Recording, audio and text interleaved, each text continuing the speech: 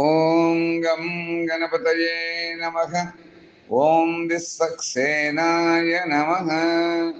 మనము ఈ 6వ రోజున ముందుగా నైమిషారణ్యమనందు ఉండేటువంటి ఆ సౌనకాది మహామునులందరూ కూడా సూత మహర్షుల వారిని శ్రీ గరుడ పురాణము గురించి ప్రశ్నించగా అంత సూతుల వారు వ్యాసో నారాయణో హరి అన్నట్లుగా ఆ వ్యాస భగవానుడు శ్రీమన్నారాయణమూర్తి ఆ వైణతేనుకు తెలిపినటువంటి యథాతథమైనటువంటి ఈ గరుడ పురాణములో ఉండేటువంటి అంశములను మనం ఈ రోజున భగవదానుగ్రహం చేత తెలుసుకోగలుగుతున్నాము అని తెలియజేస్తూ, నారాయణం నమస్కృత్య నరం చైవ నరోత్తమం దేవీం సరస్వతీం వ్యాసం తతో జయముదీరయే. దుష్కార్యములు పాపకర్మ్యములు చేసేటువంటి వారికి మరణానంతరము ఆ యమపురికి వెళ్ళగలరు అని మనం క్రితం రోజున తెలుసుకున్నాం. ఆ యమలోకము యొక్క వివరణ ఇత్యాది విషయములను మనము వివరిస్తున్నాం ఈ గరుడ పురాణాంతర్గతంగా. దాంట్లో భాగంగా ఈ రోజున ఆ యమపురి ఏ విధంగా ఉంటుంది, అది చూడడానికి మిక్కిలి భయంకరంగా ఉంటుంది అని చెబుతున్నారు. ఆ మండుతున్నటువంటి అగ్నిజ్వాలలు ఒకవైపున ఉంటాయి.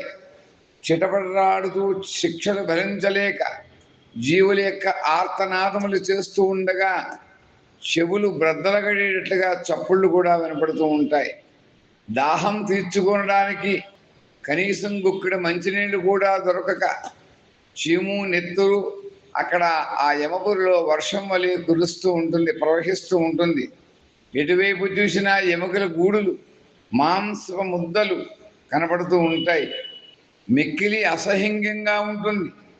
ఇవి దాటిన తరువాత జీవుడు యమకింకరులతో కలిసి యమధర్మరాజు యొక్క సభాభవనంబులోనికి ప్రవేశిస్తాడు.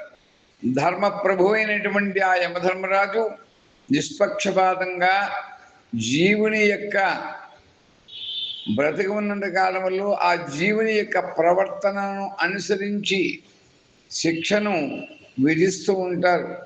ఆ శిక్షలు వినేటువంటి ఆ యొక్క జీవునకు ఆ జీవుడు తన వారి గురించి తలచి తలచి ఏడుస్తూనే ఉంటాడు. అనుకుంటాడు మనస్సులో, నేను ఒక్కడిని ఈ శిక్షను ఎందుకు భరించాలి?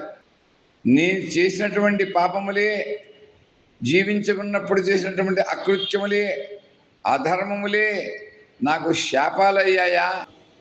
నా పాపములో నా వారసులకు అనగా భార్యాబిడ్డలకు ఏమైనా వంతు లేదా? నాతో కలిసి అన్యాయాజ్యంగా సంపాదించినటువంటి వారికి, నా సొమ్మును అనుభవించేటువంటి వారికి, నాతో కలిసి అనేక కార్యముల్లో పాలు పంచుకున్నటువంటి వారికి వంతు లేదా? ఇలా మనస్సులో ఆ యొక్క జీవి బాధపడుతూ ఉంటాడు. ఎన్నెన్నో దుర్మార్గాలు చేశాను, ధన సంపాదనే ముఖ్యమని తలిచాను, ధర్మకార్యమును ఆచరించలేకపోయాను, మంచివారిని బాధ పెట్టాను, పరాయి స్త్రీల సుఖం కోసం పరితపించాను, అనేక భోగాల్ని అనుభవించడాని కోసం నేను ఆరాటపడ్డాను, వ్యామోహపడ్డాను, మోహింపబడ్డాను, అసత్యం పలికాను, ఎన్నో అబద్ధాలు చెప్పుకుంటూ కాలాన్ని వెలిపుచ్చుకుంటూ కేవలం ధనార్జన మాత్రమే నేను ధ్యేయంగా పెట్టుకున్నాను. ఎవరైనా పండితులు కనపడితే వాళ్ళందరినీ కూడా విద్వాంసులను, పండితులను, బ్రాహ్మణులను హేళన చేశాను. పూజలు చేసుకుంటూనే వారిని కూడా హేళన చేశాను. అతిథులను ఎన్నడూ కూడా పూజించలేకపోయాను. ఎవరికి కూడా ఒక్క పైసా దానం అవకాశం ఉన్నా కూడా చేయలేకపోయాను. దైవాన్ని పూర్తి విధానములుగా నేను పూజించలేదు. గర్వంతో, పేరు ప్రఖ్యాతుల చేత, ధనము చేత, బలము చేత, గర్వాహంకారములతో కూడుకున్న వాడని నేను కన్ను మిన్ను కానరాకుండా ప్రవర్తించాను కదా. ఇటువంటి ఈ యొక్క యమపురిలో ఉండేటువంటి యమ బాధలు పడాలి అని కలలో కూడా ఊహించలేదు. ఇప్పుడు నా గతి ఏమిటి, నాకు దిక్కు ఎవరున్నారు? ఈ యమకింకర్లు క్రూర స్వభావులు, ఏమాత్రం దయలేదు వీళ్ళకి, కనీసం కొంచెం దయ కూడా లేదు. బ్రతికి ఉన్నంతసేపు కూడా స్వార్థబుద్ధి కలుగుతూ ఉన్నాను అని ఆ మరణించినటువంటి జీవుడు పరిపరి విధంబులుగా ఆప్తనాదములు చేస్తూ ఉండగా ఆ యమపురిలో ఉండేటువంటి యమభటులు శూలంబులతో జీవుణ్ణి హింసిస్తూ పొడిచూస్తూ బాధిస్తూ ఉంటారు. అంత జీవుడు ఆ యమభటులతో కూడి నడుచుకుంటూ వెళ్తూ ఉంటాడు. జీవుని కొడుకు 27వ రోజున, అంటే ఈ మరణించినటువంటి వ్యక్తి యొక్క కుమారుడు 27వ రోజున ఊనమాసిక శ్రాద్ధక్రియ అని చేస్తారు. ఆ ఊనమాసిక శ్రాద్ధక్రియ నిర్వహిస్తూ ఉంటారు. ఆ జీవుడు ఆ శ్రాద్ధ పిండమును తీసుకుని తినడం కోసం ఆ యమభటులతో కలిసి మరలా 31వ రోజున యమనగరంలో ప్రవేశిస్తాడు. ఆ యమనగరం శివాత్మలతో కూడి ఉంటుంది, మృతించినటువంటి జీవుడితో ఉంటుంది. అతడి ఒక పెద్ద మర్రి చెట్టు ఉంటుంది. పుణ్యభద్ర అనేటువంటి పేరు కలిగినటువంటి ఒక నది ఉన్నది. యమకింకర్లు ఆ మరణించినటువంటి జీవుణ్ణి యమపురిలో 2వ మాసమునందలి చనిపోయినటువంటి తిథి వరకు కూడా ఉంచుతారు. అలా ఆ జీవి యొక్క పుత్రుడు లేక పుత్రులు 2వ మాస తిథి యందు ఆ మాసిక శ్రాద్ధక్రియను చేసేటువంటి సమయంలో మాసిక అన్నమును పెట్టగా ఆ జీవుడు దాన్ని భక్షించి, అంటే తిని ప్రయాణ బడలిక పోగొట్టుకుని మరలా యమభటులతో కలిసి ప్రయాణం సాగిస్తూ ఉంటాడు. ఇంతలో ఒక భయంకరమైనటువంటి అడవిలో ప్రవేశించి 3 పక్షముల యొక్క మాసిగానం, అంటే 3 మాసముల యొక్క మాసిగానం తీసుకుంటాడు. తరువాత సౌరిపట్టణము, అంటే ఆ సౌరిపట్టణము అంటే ఆ యమభటులతో ప్రయాణం సాగిస్తూ ఒక భయంకరమైన అడవిలో ప్రవేశించాడని చెప్పుకున్నాం. మరలా 3 పక్షముల యొక్క మాసిగాన్నమును కూడా తింటాడు. ఆ తరువాత సౌరిపట్టణము ప్రవేశించి అలా అక్కడ ఉండగానే 3వ మాసిక అన్నమును కూడా తింటాడు. వెంటనే గంధర్వ నగరంలో ప్రవేశిస్తాడు. ఆ గంధర్వ నగరంలో ప్రవేశించి 4వ మాసం యొక్క పిండమును తీసుకుంటాడు.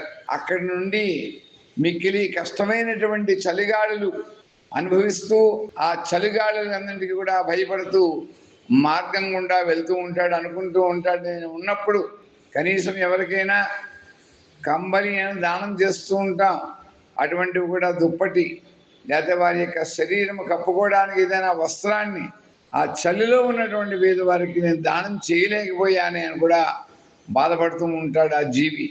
అంతేకాదు రాళ్ల వర్షము కురిగా, ఆ రాళ్ల వర్షం కురుస్తూ ఉంటే అది కురుస్తూ ఉండే సమయంలో ఏడుస్తూ ఉంటాడు. ఆ క్రూర పురమున జీవుడు ప్రవేశిస్తాడు. అప్పుడు అనేకమైనటువంటి కష్టములను అనుభవించాక క్రౌంచ నగరానికి వెళతాడు ఆ జీవి. అచ్చట 6వ మాసం యొక్క జరిగేటువంటి శ్రాద్ధ పిండాన్ని తింటాడు. అంత జీవుడు నడవలేక బాధతో ఏడుస్తూ ఉంటాడు. యమకింకరుల యొక్క బాధలను తట్టుకుంటూ కొంచెం సేపు విశ్రమిస్తూ ఉండగా కొందరు ఆ నావ నడిపేటువంటి వాళ్ళు ఎదురుపడి, నిన్ను ఈ వైతరిణి నది దాటించాలి, మరి నీ కుమారులు కానీ నీ వంశస్థులు కానీ ఎవరైనా కర్మకాండలు చేసేటువంటి వాళ్ళు, నువ్వింత డబ్బు సంపాదించావు కదా, ఆ సంపాదించినటువంటి ఆ ధనంతో గోదానాన్ని చేసి ఉండాలయ్యా. దశదానములలో అతి ప్రధానమైనటువంటి గోదానం కనుక జరిపించినట్లయితే ఆ గోదానం చేసేటువంటి పుణ్యం వల్ల నీవు ఈ వైతరిణి అనేటువంటి నదిని దాటగలుగుతావు అని ఆ యమకింకర్లు ఆ జీవికి తెలియజేస్తారు. అంతేకాదు ఈ వైతరిణి నదిని మేము దాటించాం, ఇందులో పడేసి నిన్ను అనగద్రొక్కుతామని కూడా భయపెడతారు. అంతేకాదు ఈ నదిలో చీము నెత్తురు ఉంటాయి. ఆ వైతరిణి యొక్క వెడల్పు 100 ఆమడల దూరం ఉంటుంది. ఆ నదిలో క్రూరమైనటువంటి జంతువులు చాలా ఉంటాయి. చెడ్డమైనటువంటి వాసనతో కూడి ఉంటుంది. నీవు బ్రతికి ఉన్నప్పుడు ఉండగా గోదానం చేసినా, లేదా నీవు చనిపోయినటువంటి వెంబట నీ కుమారుడు నీ యొక్క సొమ్మును అనుభవించేటువంటి వారు కానీ వాళ్ళు ఎవరైనా గోదానం చేసినా, నీ శ్రాద్ధకర్మలు సక్రమంగా నిర్వహించేటువంటి కాలంలో ఆ 11వ రోజు 12వ రోజు జరిగేటువంటి దశదానాది షోడశ దానములలో అతి ప్రఖ్యాతమైనటువంటి గోదానం చక్కగా గోదానం చేసినట్లయితే ఆ దానం యొక్క ఫలితాన్ని నీ ఉండగా కూడా చేసుకున్న అనుభవించేటువంటి వాడు. నీ తదంతరము ఉత్తర క్రియలు జరిగేటప్పుడు మీ యొక్క వారసులు ఆ గోదానం చేసినట్లయితే ఆ ఫలితం కూడా ఇప్పుడు నిన్ను ఈ వైతరిణి అనేటువంటి నదిని నువ్వు సునాయాసంగా దాటగలిగేవాడివి అని వాళ్ళు తెలియజేస్తారు. ప్రత్యక్షంగా అనుభూతిని కూడా ఆ మృతించినటువంటి జీవి అనుభవిస్తూ ఉంటాడు, తెలుసుకుంటూ ఉంటాడు. అప్పుడు అంటారు, నీవు కానీ నీ వారు కానీ గోదానం చేయకపోతే ఈ నదిలో పడి ఈ క్రూరమైనటువంటి జంతువుల వల్ల నానా యాతనలు బాధలు నువ్వు తప్పకుండా అనుభవించక తప్పదు. నీవు వాడి దగ్గర పీడించబడతావు.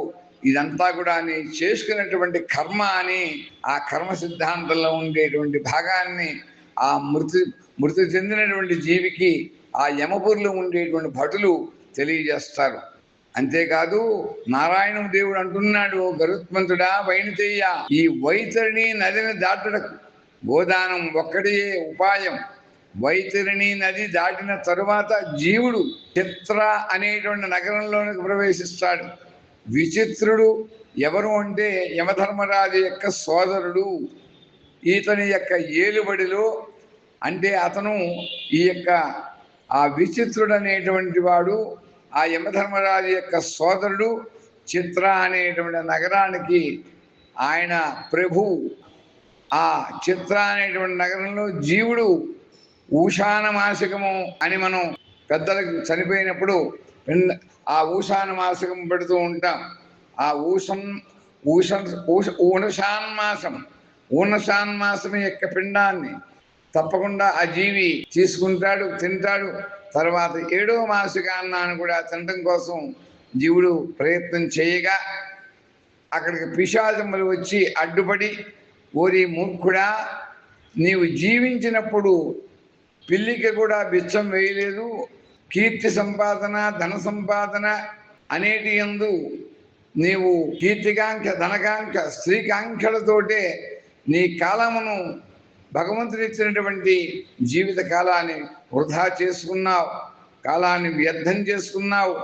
ధనమయందే, సంసారమయందే, సంపాదనయందే, కీర్తి ఎందే నీకు కాలాన్ని ఆధారంగా చేసుకుని దానిలో మోహ వ్యామోహాలతో ముఖ్యంగా బ్రతికావు.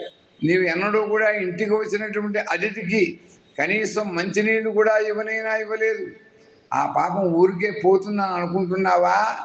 దానికి తప్పకుండా నీకు ఫలితం అనుభవిస్తావు. ఆకలి బాధ అంటే ఏమిటో తెలుసుకో అని పలికి వాడు తినడానికి సిద్ధంగా ఉన్నటువంటి ఆ యొక్క అన్న పిండాన్ని కూడా ఆ యమభటులు అలా చూపించి తీసుకుని వెళ్ళిపోతారు, ఎత్తుకుని పోతారు. అప్పుడు జీవుడు మిక్కిలిగా బాధపడుతూ చేసిన దానికి బాధతో కూడా కృంగిపోతూ ఉంటాడు. అయ్యో, ఆకలంటే ఇదా, దాహం అంటే ఇదా. మనం ఇది జీవించి ఉన్నప్పుడు అనేక మంది మన దగ్గరికి దాహార్తులై వచ్చారే, అన్నం లేదు మహాప్రభు అని వచ్చారే, వస్త్రదానం కోసం వచ్చారే, అనేకమైనటువంటి బాధలతో నాకు వస్తే నా దగ్గర ఉండి కూడా నేను వారికి కనీసం ఒక్క కాసైనా దానం చేయలేకపోయానే. నాకు అటువంటి దాని కింద మనస్సు లగ్నం కాలేదు. సంపాదించినటువంటి ధనం నా వారి కోసం మాత్రమే వెచ్చించి దాచి మూట కట్టి వారికి ఒప్పచెప్పానే అని బాధపడుతూ ఉంటాడు.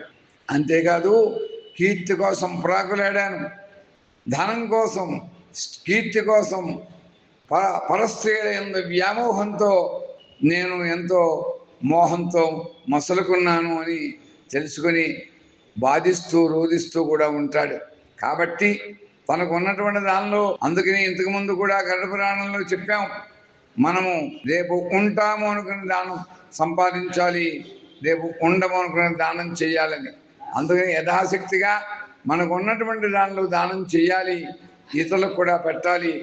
అలా ఇతరులకి పెట్టినట్లయితే ఊరికనే పోదు అని జ్ఞానం తెలుసుకుని జీవుడు ఏడుస్తూ ఉండగా యమభటులు హుంకరించి, ఓరి బుద్ధిహీనుడా, బుర్ర త్రొక్కనేలా కాలు కడుగనేలా, పాపం చేయడం ఎందుకు, ఇప్పుడు ఏడ్చి ఏమి లాభం ఉన్నది.